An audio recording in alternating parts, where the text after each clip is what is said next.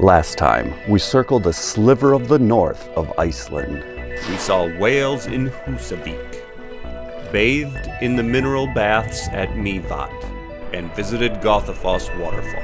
But now it was time for us to travel back to the Reykjavík area for the last days of our trip. Alright, we've got a lot to do when we get back to town, like getting our PCR test as soon as possible. Are reservations canceled? Because of Ascension Day? What is Ascension Day?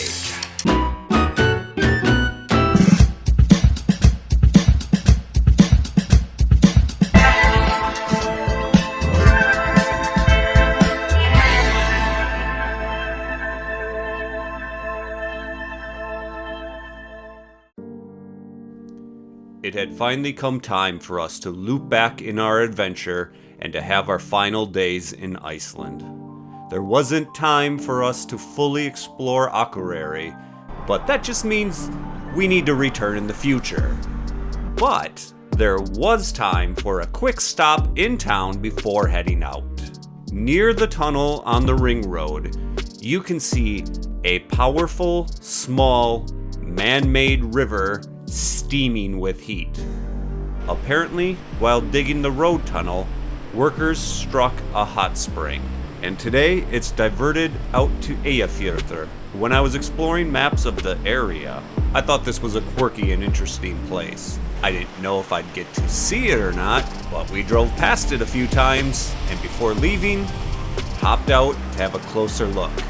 This is not a tourist area.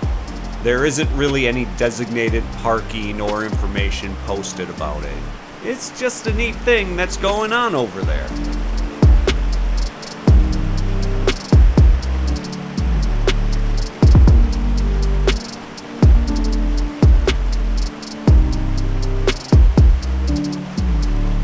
From here, we booked it back the way we came on the one, stopping to stretch our legs along the way, Hugarsfeet, the disc map at the Stephen G. Stephenson Monument,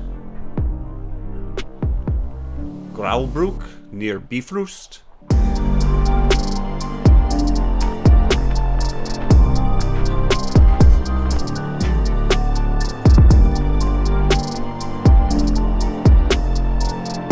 and finally Borgarnes to get some provisions.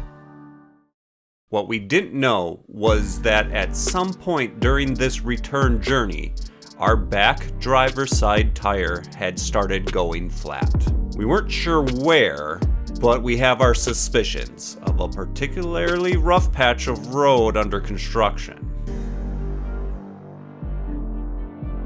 Luckily, the people of Iceland are wonderful.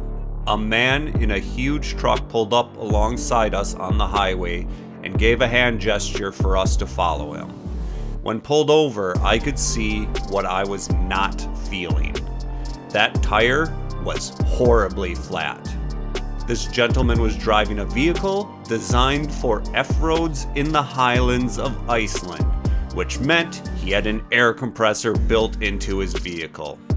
He pumped up our tire and wished us a safe journey back into town to get our tire fixed, and took off knowing we would be alright. We wasted no time in getting to our next Airbnb in Hafnarfjordur. During this time, we also learned of Ascension Day thanks to the Blue Lagoon canceling our luxury retreat spa package that we booked online. So not only was the Blue Lagoon going to be closed, but most everything else was going to be closed the following day as well. First the tire, now plans get canceled. It kind of made us a little nervous.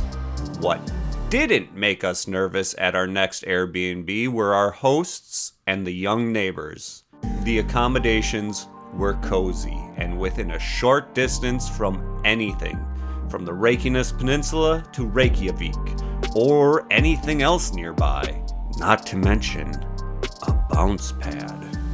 I had been wanting to get on one of these the whole time I was in Iceland because I've only seen them in videos and we don't have them in the States, as far as I'm aware. As the evening progressed, our adventures looked bleak for the following day. I attempted to understand where to schedule our PCR test, and after about an hour of bouncing around between the State Department's website, the Icelandic website for their healthcare system, and whatever else Google was giving me, I gave up, and I decided we would go to the local clinic in town the following morning and just sort it all out.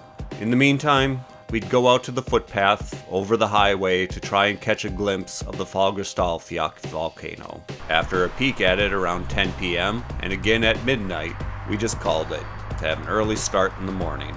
Well, the next morning didn't go exactly to plan. First off, our tire was completely flat. With only a small breakfast, I exerted all my energy to get the light SUV up off the ground with the crappy car jack every manufacturer includes with their vehicle. Then, when pulling the tire off, I jostled the car just enough to roll it off the jack.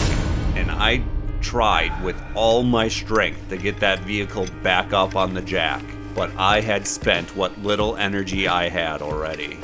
Boys and girls, start your day with a healthy breakfast to fuel you right, especially when you have manual labor to do right away after waking up. Luckily, our host saw we were having issues and brought out coffees for us and gave us a hand. He got the vehicle on the jack again and helped tighten the bolts to the full-size spare. Now, the clinic. The clinic was also closed because of Ascension Day. So, to drown our sorrows of having to push back our tests even further, we got ourselves a bite to eat from one of the few places open, the local hot dog vendor. Oh, here's another Iceland hot tip. Yeah, I'm bringing it back. Do not visit Iceland without trying their hot dogs. These delicious bun-delivered tubes of meat are made from organic grass-fed, free-range lamb and topped with raw white onions and crispy fried onions, and then they put some ketchup on it, some sweet brown mustard, piece of snip, and remoulade. They are quite a bit better than how U.S. hot dogs taste. Quite a bit. At this point, we tried to decide what to do with our day, since most places would be closed. I tossed out the suggestion of going back to Thingvellir, because we missed it back in the beginning of our trip. But Bethany was not comfortable with going that far out on the spare tire. Instead, we took a short ride out to Álftanes, a small peninsula south of Reykjavík, where the president's house is located. We didn't see it, but we took a walk on the beach.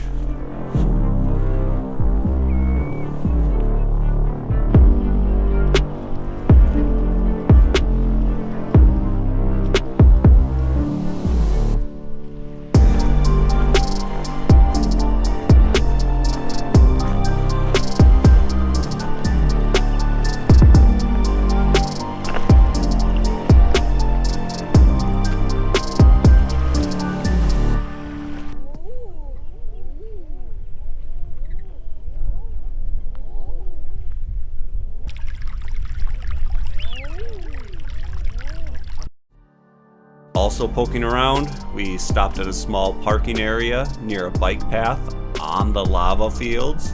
Pretty cool. As well as near Keilir Golf Club, which was interesting to see holes built into the lava fields. And instead of high adventure, we had a low-key day. We were still enjoying Iceland and not letting these setbacks get us down. When traveling, it can be difficult for everything to go according to plan, especially when it comes to the weather in Iceland, although we were treated very well so far. So don't get yourself down if you find yourself in difficult situations while you're traveling. Remember, you are out in the world somewhere possibly very different from where you live. Enjoy it, soak it in, even if all you can do is just take a walk around the area where you are. Most likely, you'll be able to bump into someone you can have a small conversation with, or at least have a moment with. And that can be more meaningful than seeing a tourist attraction.